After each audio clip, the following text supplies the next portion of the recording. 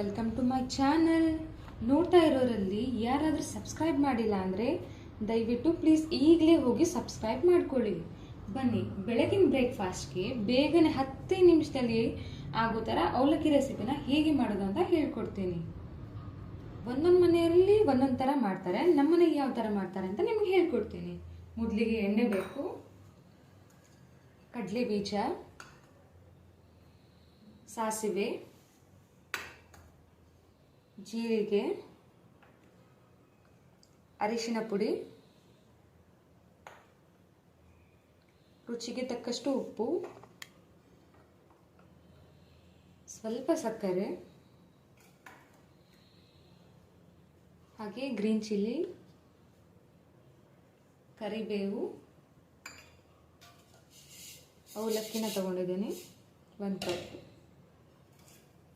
ಮತ್ತು 1 ಈರುಳ್ಳಿನ ಕತ್ತರಿಸಿ ಇಟ್ಕೊಂಡಿದ್ದೀನಿ, ಹಾಗೆ 1/2 ಟೊಮ್ಯಾಟೊ.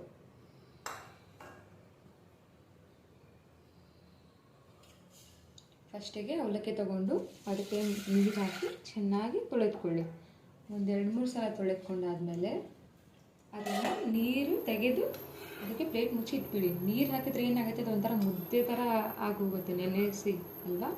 ಸೊ ಈಗ ಬಾಣಲೆಗೆ ಎಣ್ಣೆ ಹಾಕೋಣ. ಎಣ್ಣೆ ಕಾದ್ಮೇಲೆ ಅದಕ್ಕೆ ಕಡಲೆ ಬೀಜನ ಹಾಕೋತಾ ಇದ್ದೀನಿ. ಕಡಲೆ ಬೀಜ ಹೀಗೆ ಹಾಕೊಳ್ಳೋದ್ರಿಂದ ಏನಾಗುತ್ತೆ, ಕ್ರಿಸ್ಪಿಯಾಗಿ ಉಳಿಯುತ್ತೆ.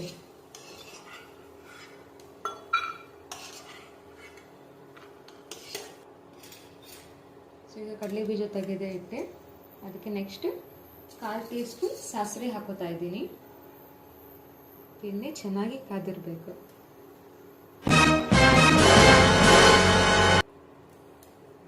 ಸಾಸಿವೆ ನಂತರ ಏನು ಹಾಕೋತಾ ಇದ್ದೀನಿ, 1/4 ಟೀ ಸ್ಪೂನ್ ಜೀರಿಗೆ ಹಾಕೋತಾ ಇದ್ದೀನಿ.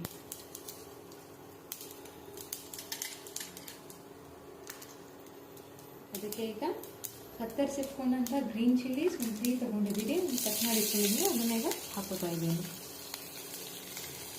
ನಮ್ಮ ಮನೆಯಲ್ಲಿ ಸ್ವಲ್ಪ ಖಾರ ಜಾಸ್ತಿ ತಿಂತೀವಿ, ನಿಮ್ಗೆ ಎಷ್ಟು ಬೇಕು ನೋಡಿ ಹಾಕೊಳ್ಳಿ. ಚೆನ್ನಾಗಿ ಮಿಕ್ಸ್ ಮಾಡ್ಕೊಳ್ಳಿ ಇದನ್ನೆಲ್ಲ.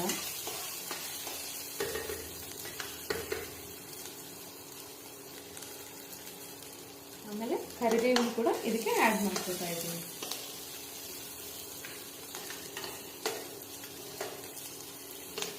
ಚೆನ್ನಾಗಿ ಮಿಕ್ಸ್ ಮಾಡ್ಕೊಳ್ಳಿ. ಅದಕ್ಕೆ ನಾವೀಗ ಏನು ಮಾಡೋಣ, 1 ಈರುಳ್ಳಿ ಕತ್ತರಿಸಿಟ್ಕೊಂಡಿದ್ದಲ್ಲ ಅದನ್ನ ಇದಕ್ಕೆ ಆ್ಯಡ್ ಮಾಡ್ಕೊತಾ ಇದ್ದೀನಿ.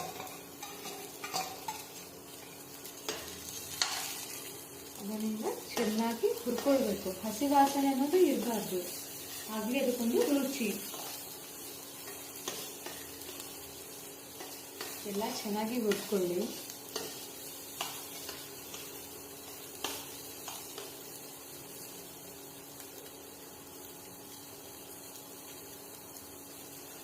ಈ ಹುರಿದಾದ್ಮೇಲೆ ಏನು ಮಾಡೋಣ, ಕತ್ತರಿಸಿಟ್ಕೊಂಡು ಟೊಮ್ಯಾಟೋನ ಕೂಡ ಇದಕ್ಕೆ ಆ್ಯಡ್ ಮಾಡ್ಕೊಳ್ಳೋಣ.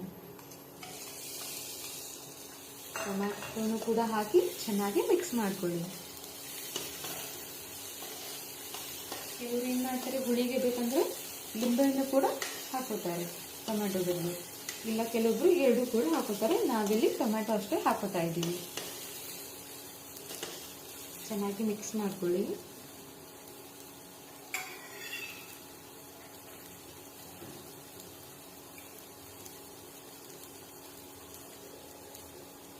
ಇವಾಗ ಏನು ಮಾಡೋಣ, ರುಚಿಗೆ ತಕ್ಕಷ್ಟು ಉಪ್ಪನ್ನು ಸೇರಿಸ್ಕೊಳ್ಳೋಣ.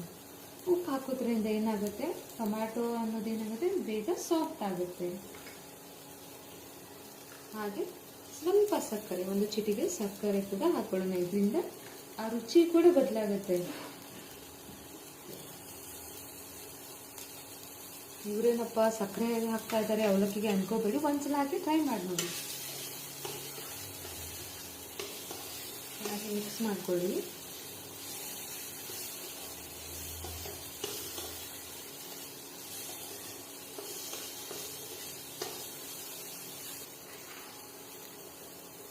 ಇವಾಗ ಏನು ಮಾಡೋಣ, 1/4 ಟೀ ಸ್ಪೂನ್ ಅರಿಶಿನ ಪುಡಿ ಹಾಕೊಳ್ಳೋಣ.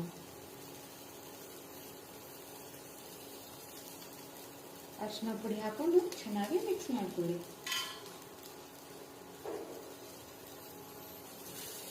ಚೆನ್ನಾಗಿ ಮಿಕ್ಸ್ ಮಾಡ್ಕೋಬೇಕು.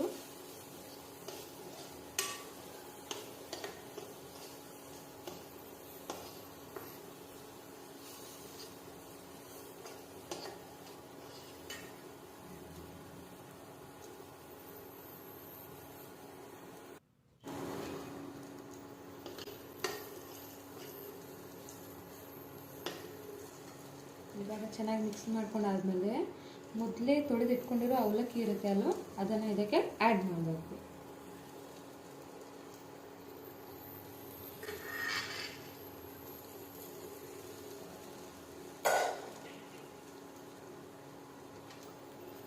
ಈಗ ಚೆನ್ನಾಗಿ ಮಿಕ್ಸ್ ಮಾಡ್ಕೊಳ್ಳಿ. ಆ ಮಸಾಲೆ ಅನ್ನೋದು ಅವಲಕ್ಕಿಗೆ ಹತ್ಕೋಬೇಕು.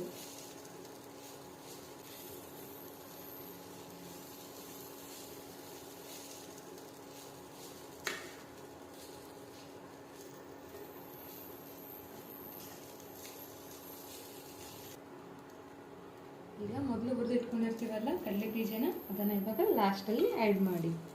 ಕೆಲವರು ಒಗ್ಗರಣೆಯಲ್ಲೇ ಹಾಕೋತಾರೆ, ಹಾಕಬೇಕಾದ್ರೂ ಟ್ರೈ ಮಾಡ್ಬೋದು, ಬಟ್ ಈ ಥರನೇ ಚೆನ್ನಾಗಿರುತ್ತೆ ಕ್ರಿಸ್ಪಿಯಾಗಿ.